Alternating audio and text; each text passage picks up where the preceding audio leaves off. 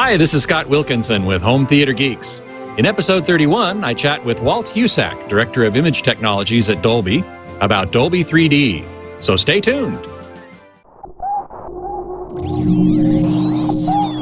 Netcasts you love. From people you trust. This is Twit. Bandwidth for Home Theater Geeks is provided by CacheFly at CacheFly.com.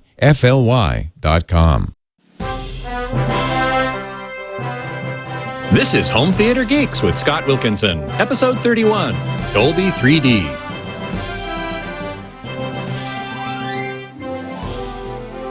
Hey there, Scott Wilkinson here with UltimateAVMag.com and HomeTheaterMag.com. This week's guest geek is Walt Husak, Director of Image Technologies at Dolby Laboratories. Hey, Walt, welcome to the show. Welcome. Thank you for having me on. My pleasure. For future reference, those of you who are listening to the podcast or watching the video, if you would like to ask questions, you can tune in while we record on Mondays, 1:30 to 2:30 p.m. Pacific time, and pose questions in the chat room, which we will be taking some of today as we do every week. So, Walt, I wanted to go over, first of all, a brief summary, a brief outline of the three basic types of 3D, or what is more accurately called stereoscopic technology, that is displaying images on a flat two-dimensional screen so that they appear to be three-dimensional. And we have a little PowerPoint we can show people in the video. Why don't you take us through the three basic types of stereoscopic technology that we currently are using today? So there's three basic types, as Scott had said. The first is active glasses. The second is polarized, and the third is color separation. In all three of those, the key thing that you're trying to do is you're trying to separate what one eye sees versus the other eye sees. There's a slight shift in the image, and that slight shift appears as a three-dimensional image. Mm-hmm. If you look at the screen without glasses, and we're really talking about three different ways to see 3D or stereoscopic with glasses on, you actually see the same image split, well, almost the same, not quite the same, but split, separated by a couple inches, right? That's correct. Some of the elements that would be on the screen plane would be overlapped, so they would look identical to 2D. Mm-hmm. But many of the other elements that have depth either into the screen or out of the screen would be offset, as you say, by a couple of inches, depending on how far away they are from the screen plane. So if the two images are coincident, if they overlap each other perfectly, they are at the screen plane, at the distance of the screen. And if they are separated by some amount, they are either ahead of the screen or behind the screen, in quotes. And how far they're separated, I guess, determines how far behind or in front of the screen they are. That's absolutely correct. Mm-hmm. How do we know, I guess it's whether or not it's behind the screen or in front of the screen if they're separated? I guess the right eye is to the right in one case and to the left in another case? Is that how that works? Yes, they'll be separated either inward or slightly outward as a cross, mm-hmm. and that would determine whether it's towards you or away from you. If it's towards you, your eyes would be slightly crossed, and if it's away from you, they would be less crossed. They wouldn't be crossed. Mm-hmm. They'd line up on each other. Mm-hmm. Mm-hmm. Okay, so let's just go quickly through the three different types. We have active glasses, and I think we have a PowerPoint slide on that. Where the two glasses are, or the two lenses of the glasses are actually closing and opening alternately, right? That's correct. They're an LCD technology, and they're driven either by infrared, or now there's some that are coming out that are either RF or Bluetooth, and they're synchronized with the image, and one eye would be open and the other eye would be shut, synchronized with the image that's being displayed on the screen. Mm-hmm. And they would alternate, and then those alternating images coming into your eye, your brain fuses together to give you the sensation of depth. How often are they alternating back and forth? So with a normal cinema image, the images are coming out at 24 frames per second. a typical cinema uses 48 frames per second, so it shows 2 images. This is for 2D. For 3D, they show it 3 times and for each eye. So that's actually 6 times the 24, or 144 pictures per second it's being displayed. 72 for one eye and 72 for the other. So in other words, each eye sees three copies of each frame. Correct, and they're interleaved so that the eye sees that smoothly. The brain integrates it smoothly. Mm-hmm. I'm already getting a question in from the chat room, which I'll be interspersing as we talk. Rich asks, any chance of 3D without glasses? In the cinema, it's likely to be anywhere. Well, in the home, it's a much more pragmatic problem. In the cinema, it'd be much more difficult. The general idea of using an auto stereo, is what it's called, is to beam steer the 2 views into your 2 eyes. So that's easy if you have 4 or 5 people sitting on a couch. It's much more difficult when you have 200 people in a theater. It's also easier, if I'm not mistaken, with a smaller screen, and as the screen gets larger and larger, it becomes more and more difficult. That's correct. The geometries become very difficult to deal with as an engineer. So we are starting to see 3D little portable game devices, which really are meant for one person to look at. But as you get up into the flat panel screen size range, even that gets difficult. Plus the fact that typically with such systems to date, the resolution, the vertical resolution, is cut in half because line number 1 is polarized or beam steered for the right eye, line number 2 for the left eye, line number 3 for the left and right, and they go back and forth. They alternate like that. So really, you're only seeing half resolution, which is another problem with auto stereoscopic as we have it today. Correct. For each view that you have to create, 2 views for each eye. I'm sorry, 2 views for each person, 1 for each eye. That reduces the resolution by that amount. Exactly. Okay, so active glasses, we show the view alternately, the left, the right, the left, the right, the left, the right, and the glasses are synchronized to open and close in sync with that. But they have their own problems, primarily that the active glasses are very expensive. Correct. And then there's also the issues where, if the batteries are dead, or if they're old, or if there's a synchronization issue. There's a large number of operational issues that are wrapped around the active glasses systems. And yet that's what we have at home. For flat panel TVs anyway, virtually all of them are using active glasses, and quite a few projectors as well, some of them anyway. We're going to get into 3D in the home shortly, but I want to just quickly finish up with this summary. So the active glasses are one way to do it, and then there are 2 different passive ways to do it. That is, using passive glasses that don't require batteries or power, and they're not nearly as expensive. The most common, I think, being polarized. Correct. So the next one is a polarized systems, and if you go to the slide, there's 2 ways. There's one way where you have a rotating wheel that changes polarity that's synchronized with the images, and the next one is an active polarizer where the polarizer actually changes back and forth in time with the image. So it shifts the polarity of the view either as a left-handed circular polarization or a right-handed circular polarization. The glasses themselves, one eye is polarized in one direction and the other eye is polarized in the other direction. So with the active glasses, where each eye is the driving discriminator and the image itself is just forwarded on, this is quite the opposite, where the active discriminator is in the projector and the passive discrimination device is at the eyeball. Which are the polarized glasses. Correct.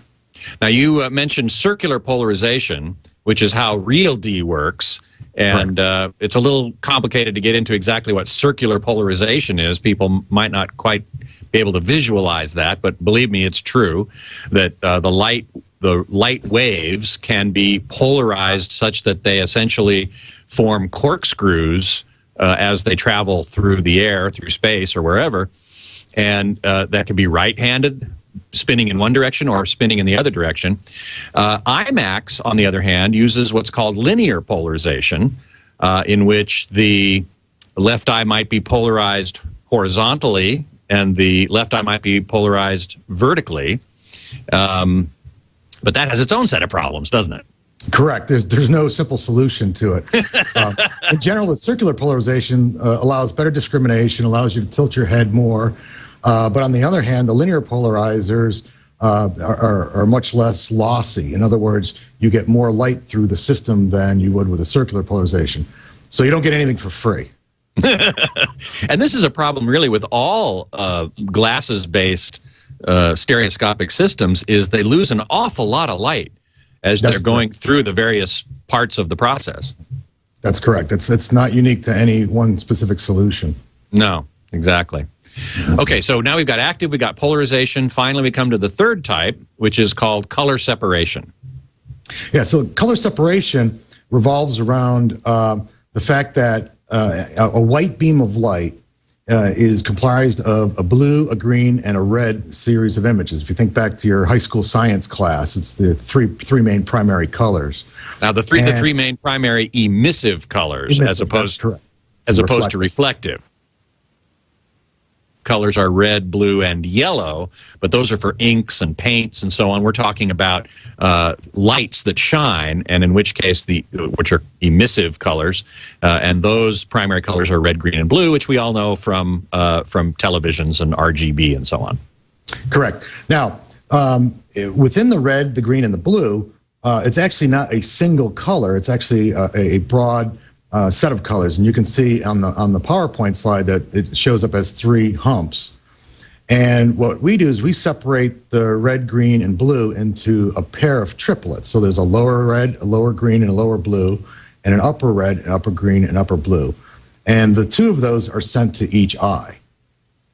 So the full color image, which is really created by combining different amounts of red, green, and blue, you take the red, green, and blue for the left eye and the red, green, and blue for the right eye, and you make them slightly different. Correct. And this system works well for any broadband emitter, and a xenon light source is an ideal broadband emitter. It's almost identical to the sun within the region of optics. So and xenon lamps are used in commercial cinema, not nearly so much in home theater. Correct. The high-end home theaters do use them, but the older DLPs and DILAs use a high-pressure mercury lamp. Mm-hmm. And so, the Dolby 3D system, which uses this color separation, places a color filter wheel in front of the light path, and I think the next slide shows that, which then alternates the image coming out between the 2 sets of red, green, and blue. That's correct. The filter wheel is about the size of a CD or DVD, and it spins around and it's synchronized to the image coming forward. And it's placed right after the xenon lamp. There it is. So you see that one eye will be the right eye, for instance, will be the up lowers, and then the left eye is the uppers. And then that wheel spins. And there it is. Look at that. Okay, and then the next slide shows what happens with the glasses. Once that, so that basically shows you alternating images on the screen, right eye, left eye, spinning with this wheel. And the next slide, I think, shows us the glasses. If you I guess you have to kind of push the go button. There it is. You see the left eye, the filter in the left eye allows only one set of red, green, and blue to pass through, and the one in the right eye only allows the other set of red, green, and blue to pass through. And the filters are complementary to the ones that are in the wheel. So the same colors that are sent for the one half of the wheel shows up in one eye, and the opposite colors show in the other eye. Then your brain fuses those all together again to create the 3D image. Right. Now, one of the things I've always appreciated about Dolby 3D, this color separation technique, is that it does not require a special screen. Correct. A standard Lambertian screen, which is a standard white reflective screen, works fine with this. One of the issues with the polarized screens, or with the polarized systems, is the screen has to maintain polarity. So they tend to have to be a metallized screen. They look kind of silver. Correct. And the problem with those is they tend to have hot spots in them. So depending on where you sit in the theater, the colors may be slightly different from one side of the screen to the other to the center. But with a standard I'm sorry, go ahead. I was going to say another problem with those types of screens is if that theater is used not only for 3D presentations but also for 2D, and they try and show 2D on that silver screen, it's not the best screen for that. Correct. So that's a real issue with the polarized screens. Yeah, that really is. And unless a theater comes up with a way to swap out the screen, or I know Stewart Film Screen is working on a system whereby you have a flat, a fixed 3D polarized preserving silver screen, and then a white screen can be lowered down in front of it, but that's pretty expensive. Correct. So the cost of that goes up significantly. And the other problem you run into is, I mean, we've all been to theaters before where, you know, there's stains or, you know, some kind of blotches on the screen. That's a very difficult problem to deal with a polarized screen. You know, cleaning a screen is not as simple as walking up with a bucket and a brush and cleaning it off. You can do that with a Limburson screen, but it's very difficult to do with a polarized screen. Yeah, exactly. Now, I've heard this technology called color interference technology, and I've never understood why it's called that. What is interfering here? What is the interference aspect of the color separation or Dolby 3D technology? So now I have to put my Uber geek hat on. hey, we are home theater geeks after all. So in order to get the very precise color filtering, what they use, what's used is a series of filters that use semi-metallic mirroring on both sides of a piece of plastic or glass on some substrate. And as you shine light through it, depending on the wavelength of the light, it sets up an interference pattern within that substrate. And depending on how thick the metallization is and the compounds that they use would determine what the frequency and what the width or the wavelength and the width of the edges of the color filter, the color band that you're trying to send. So it's the interference technology is actually the core physics of how the filters are constructed. In other words, in this sort of system, you cannot use a cellophane-style dye or a gel dye. You have to use a very precise color filters. And actually, in our system, they're stacked color filters. Oh, you mean they're multiple layers? Correct. So that means you're losing a fair amount of light through these glasses. Of course, you are in any system. Oh, correct. And actually, the glasses themselves, or that filtering technology, is not very lossy because it's mirrored. It's it's a very, very good. Its rejection is very high, but the transmissivity is very high also. Although you're only letting a certain fraction of the total amount of light through each of those filters. Correct, but there's a large number of those filters. That's the key thing. So if you're familiar with comb filters or SAW filters, it's the optic version of that. I see. Okay. Now, I do believe, and correct me if I'm wrong, that Dolby 3D glasses are more expensive than your typical polarized 3D glasses, like, say, from Real D. Correct. And much of that was because this is, for a consumer technology, this is a relatively new technology. It's been mostly used in sciences and, Department of Defense kind of stuff where the large runs are something that's not normally occurring. But now that this technology is becoming more and more commonplace, the cost of the glasses and the cost of creating the glasses are dropping substantially. Well, I'm glad to hear that. And if I'm not mistaken, Dolby 3D so far is only implemented in digital cinema, commercial cinema venues, not in home products yet. Is that correct? That's correct for the moment. There were some demonstration modules for the scientific community, not necessarily developed by us, but developed by some others that use the same core technologies. But again, it's a very small market right now. For us, we're really focused on what the major issues are, and so the major issues as we see it is how to deliver the 3D to the home in a cost-effective manner. So we've been mostly focused on the delivery systems right now. More so than displays. Correct. Is there any effort, any work being done on the display side before we get into the delivery side? something I can't really answer. You could tell me, but then you'd have to kill me. Exactly. It's part of my Department of Defense work, right? Gotcha. Okay. Will we see anything at CEDIA, do you think? We're going to this big trade show next month. Might we see something there? That's hard to say. I'm not going to get anything out of you, am I? Okay. So let's talk about bringing 3D home, which now that we've talked about the three different technologies, we, as home theater geeks, of course, we need to think about how we're getting this 3D content into our homes. And I believe we have a separate PowerPoint for that, which we'll show in the video stream when we find it.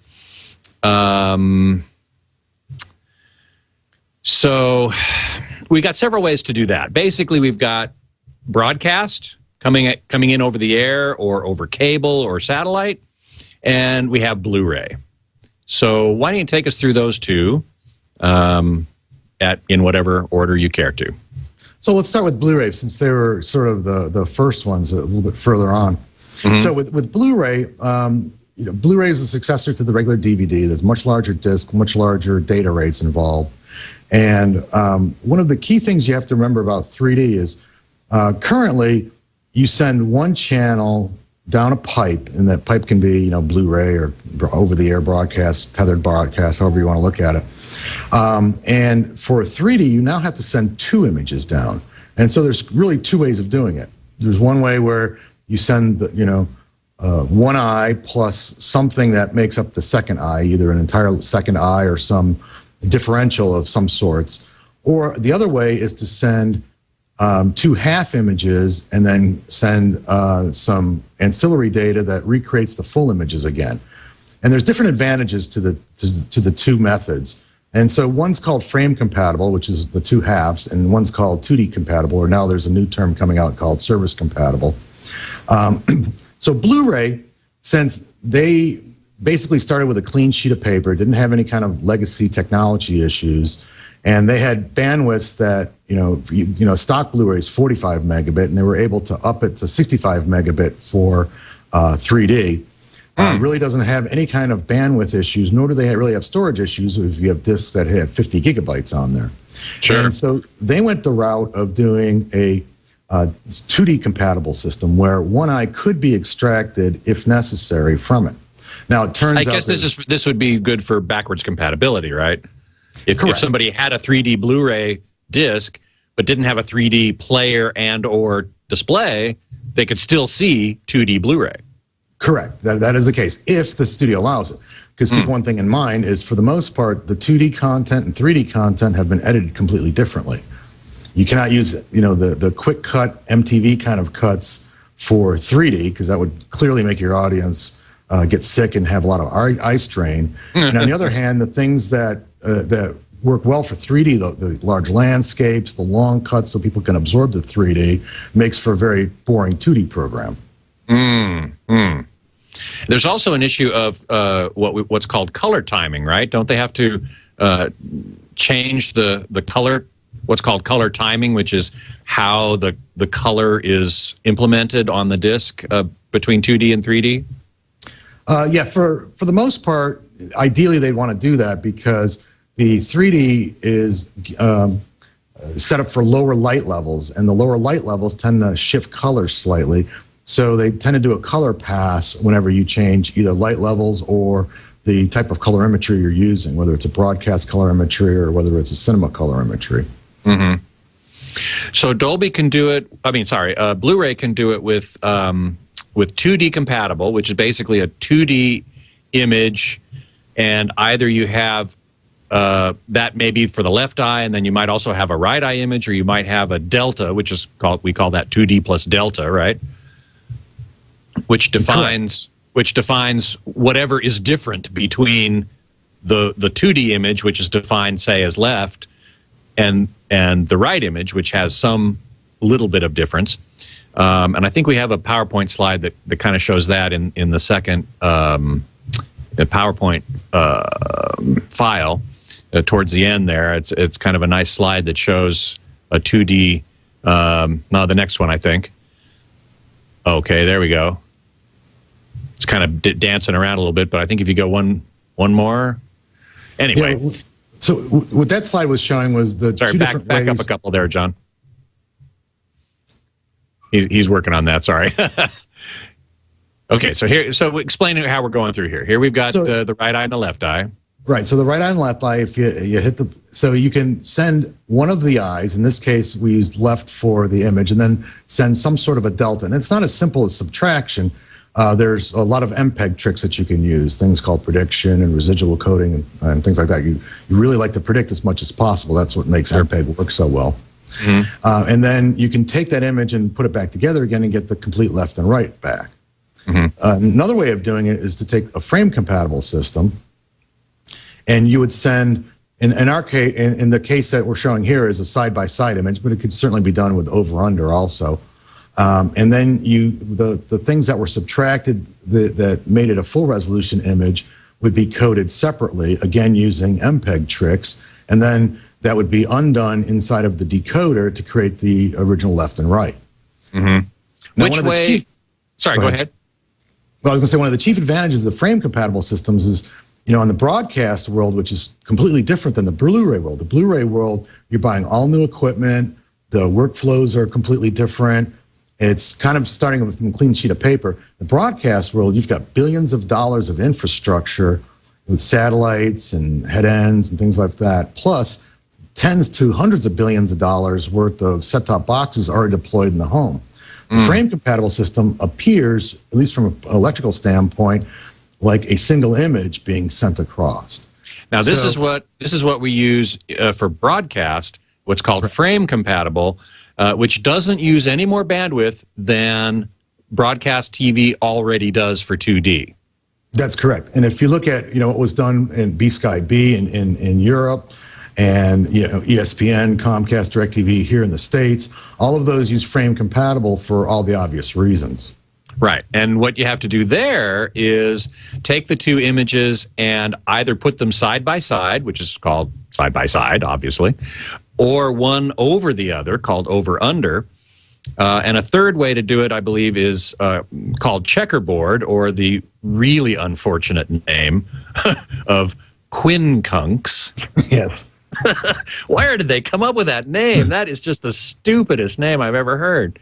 It's actually a mathematical Latin name. So. Oh, swell. Quincunx. That just kills me every time. Anyway. It actually describes a die with the 5 dots on the die.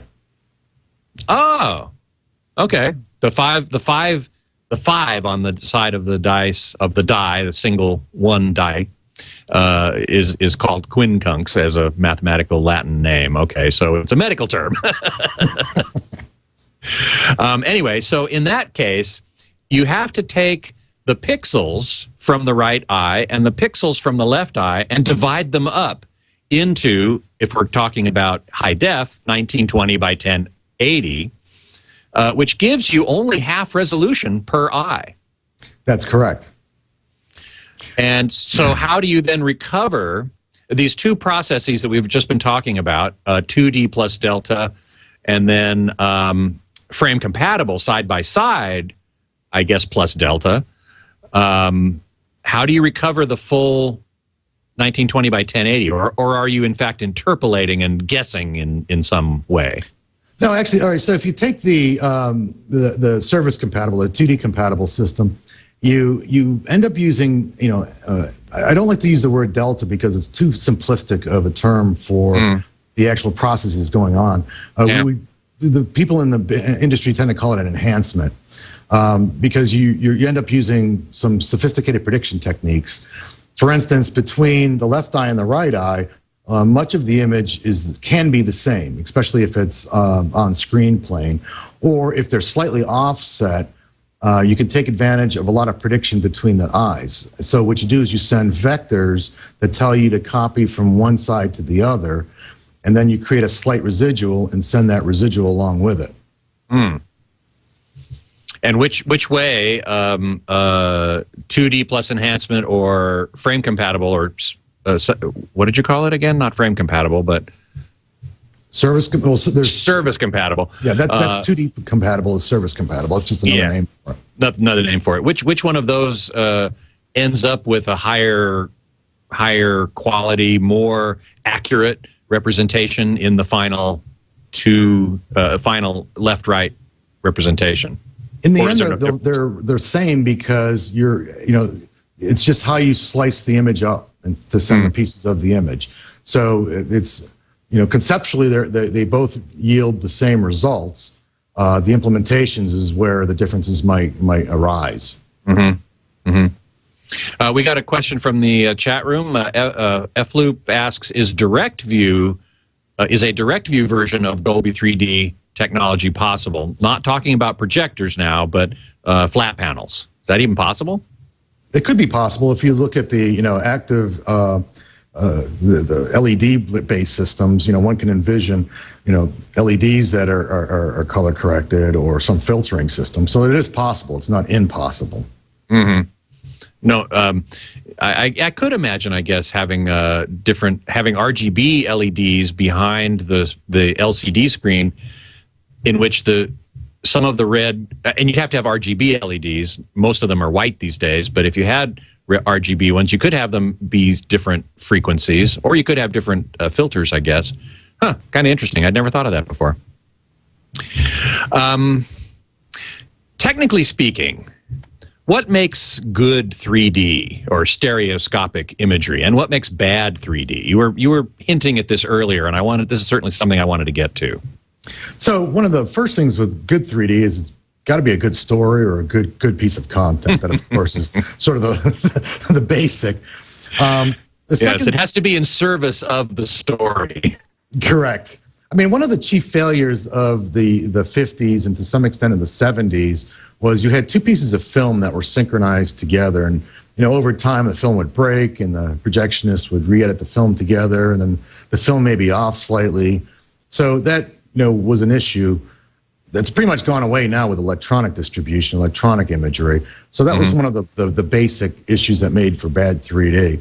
And since we've kind of taken care of those synchronization issues now, the choice of good versus bad 3D now comes down to composition, edits, where the elements are, how far they are, how fast they change. For instance, as I said earlier, what you don't want to do is you don't want to have lots of very quick cuts like you might see in an MTV music video or something. Another thing that comes to mind is like Saving Private Ryan with the sort of handheld effect where it's bouncing around. That's not really good for 3D also. Or Blair Witch Project or Cloverfield, I think, were both correct. Also very handheld. Correct, and you see that a lot actually now. All three of those movies really brought that out as a filmmaker's technique. Another thing that you don't want to do is you don't want to edit from a very close-in scene to a very far-out scene, because that large change in depth causes the eyes to go in and out, and that causes eye strain over time too. I mean, so there's a number of those sort of issues. Any kind of extremes are very bad. You have something coming at you very quickly, or the transition from very far behind the screen to in front of the screen. If that transition is too rapid, that again causes a large amount of eye strain because your eyes are moving in and out. I've always thought that the more the filmmaker puts things in front of the screen, and the farther in front, the better, the worse it is, really. You end up with more and more problems. You have motion blur, smearing, stuttering, all kinds of stuff. The farther forward it comes. And so I tend to prefer when 3D images are near the screen plane or behind. Would you agree with that? Absolutely, absolutely. If you take a look at like Disney's masterful in the way that they put their 3D images together, the 3D movies together, they tend to keep everything at the screen plane or behind the screen plane. Very little comes forward. There might be 2, 3, 4 scenes where it comes forward. Many of the cinematographers and directors and producers have adopted a 5 to 20% rule. And quite a lot of those actually shrink it down to 5 to 10%. In other words, nothing more than 5% in front of the screen, and this is by picture width, or 10 to 20% behind the screen. to keep it within that range. That is a fairly narrow range. I do remember that Toy Story 3, I thought looked great. It had a wonderful 3D effect. But Despicable Me, I was not real happy with the 3D. I oftentimes was wondering, why is it even in 3D? It almost seemed irrelevant. Yeah, I mean, the poster child for that one is Avatar. I mean, Cameron was masterful the way he had put Avatar together. Mm-hmm. You could almost watch Avatar without your glasses in that almost everything was right around the screen plane. So it gave you a very pleasing 3D effect, and you were actually captivated by the story and the effects and everything. And so, you know, as a bundle together, that really made Avatar a phenomenal movie to go see as a 3D event.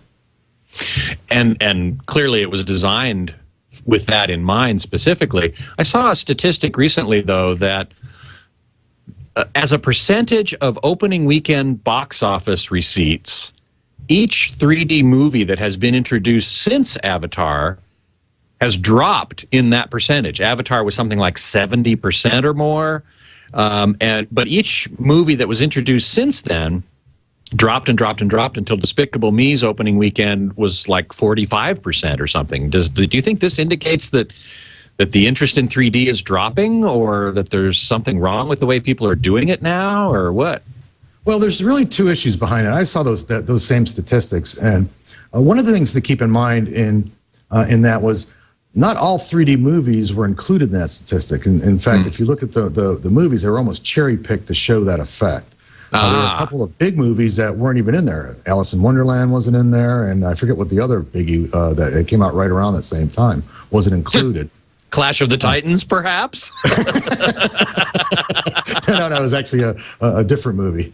I won't put a qualifier on it, but it was a different movie. But anyway, but the other thing to bear in mind in that is that what that's really showing is that there are more and more movies coming out, and there's actually not enough screens, so to speak, to support the movies. And so there's a big push right now to install more and more screens. If you remember, there was a huge push to get enough screens out for Avatar, but since then, the amount of screens opening, I should say, the amount of screens being installed per week has dropped substantially. And it's again on the rise because, you know, the funding's been freeing up, the economy is getting a little bit better. So I wouldn't take too much into that one statistic, you know, for those two main reasons. That brings up the question, how many commercial theaters currently have Dolby 3D as opposed to other types? There's a little over 4,000, so we have just slightly less than half of the entire market. Wow, that's more than I thought. And people can go, there's a website I know, or a URL that people can go to look and see if there's a Dolby 3D theater near them. And I have to say, I would recommend doing that. I've tried to do that, going to see movies, 3D movies with Real D and also with Dolby 3D. Maybe not necessarily the same movie, but I find Dolby 3D to be more satisfying than Polarized 3D. So is there what's that site? I've forgotten what the URL is. I believe it's on our I believe it's on our main website, and you can click through it. I don't know what it is offhand. Right. Okay. Midnight Rider asks in the chat room, what about depth of field? I've heard this question before, that a lot of 3D films seem to have infinite depth of field, where everything is in focus no matter where in the z-axis, the depth axis, it is. Do you find that to be true? Yeah, more so than the 2D movies. The depth of field was a very important technique used by cinematographers to focus the audience's attention on the object or person that the director or cinematographer wanted the audience to go to. So, for instance, you know, the classic example is you know, a bunch of cowboys in a bar, and one cowboy's talking to another. They're going to focus in on the two cowboys that are talking to each other, and the rest of the bar may be slightly out of focus by the use of a narrow depth of field. Well, if you look at 3D, there's a whole different way of approaching that, and that's putting the two, in the case of the same scene, the two cowboys at the screen plane and allowing the rest of the bar to be behind the screen plane or some elements being before the screen plane. And so there's a different set of tools that you can use to draw the audience's attention to the important parts of the scene. But does it have to be a wider depth of field? I've heard some people complain that it looks unnatural, and the eye actually has some trouble working on that.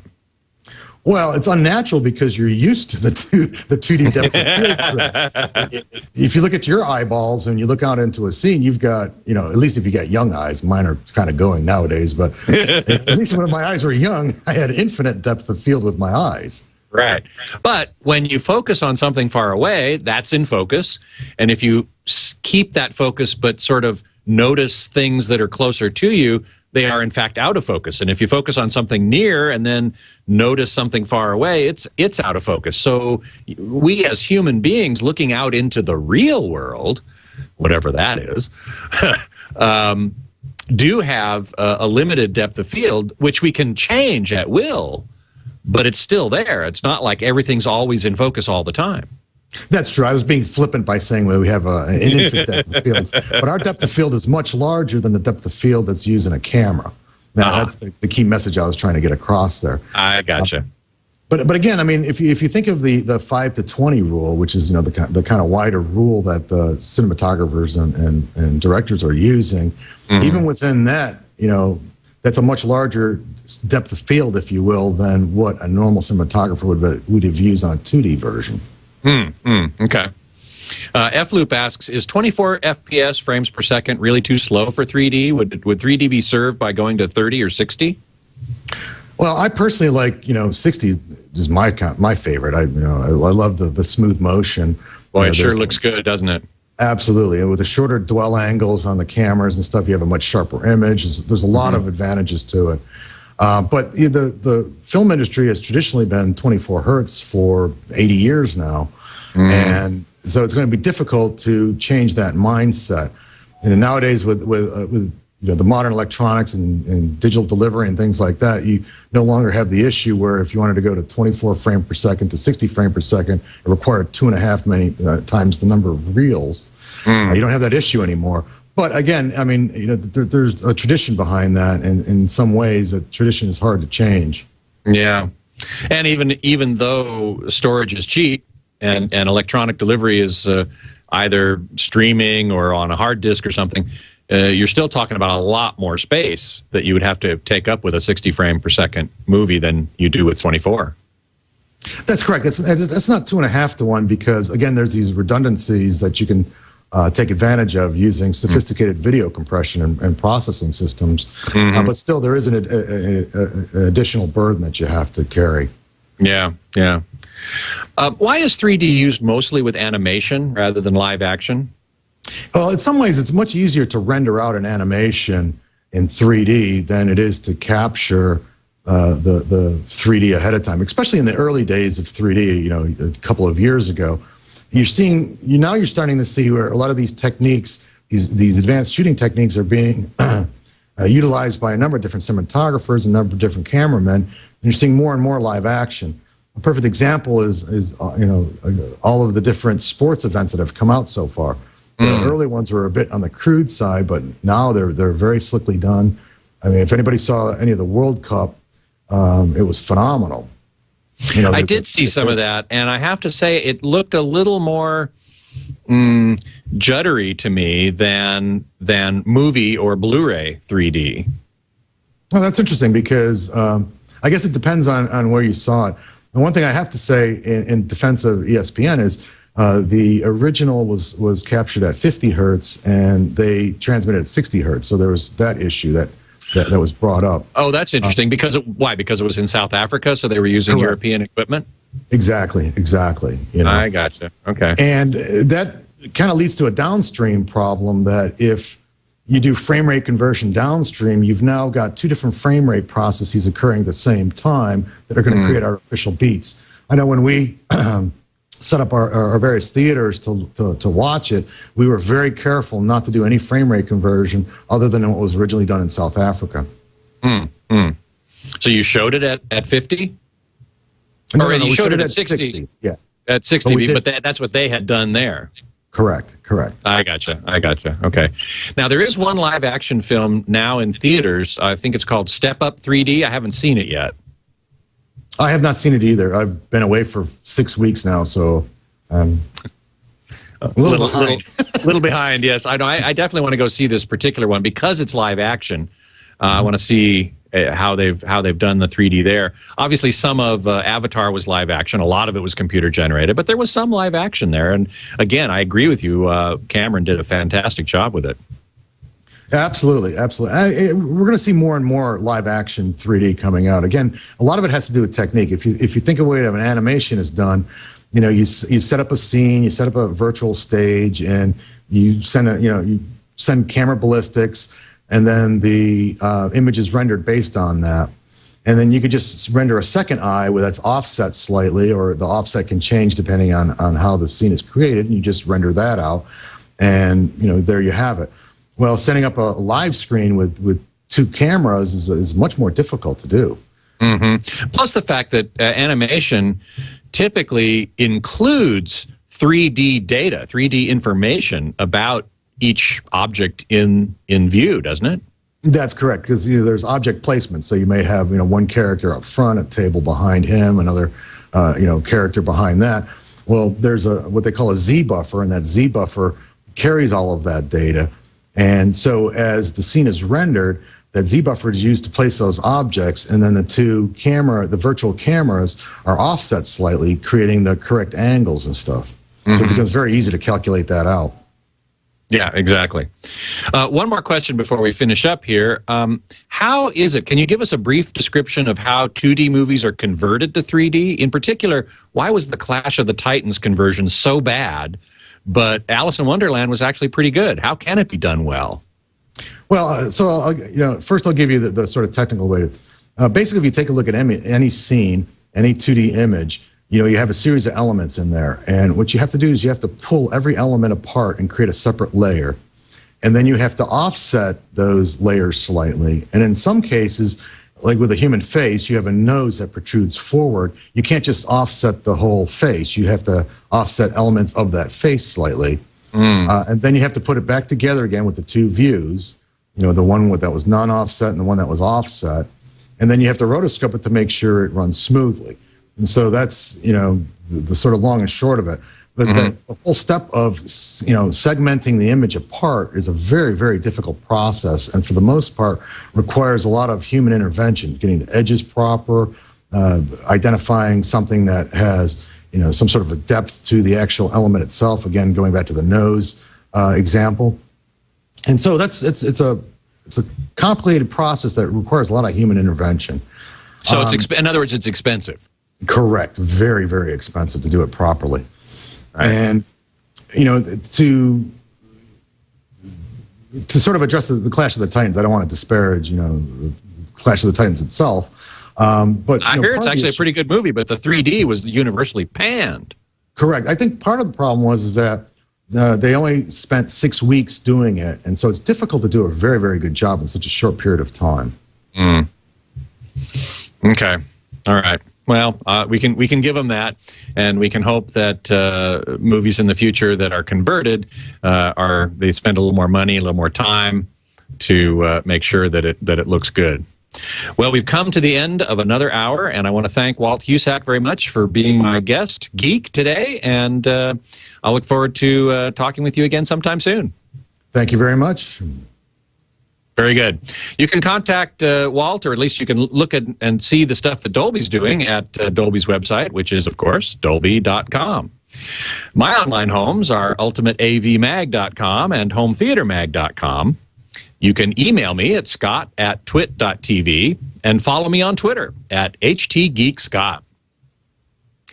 I'm taking next week off for vacation, but I'll be back in 2 weeks when my guest geek is scheduled to be Twit's own Paul Thurrott, who is the host of Windows Weekly podcast right here on the Twit Network. And we'll be talking about media servers and other things relating Windows to home theater. So I sure hope you'll tune in and check out what Paul has to say. I'm sure it'll be very interesting. Until then, geek out.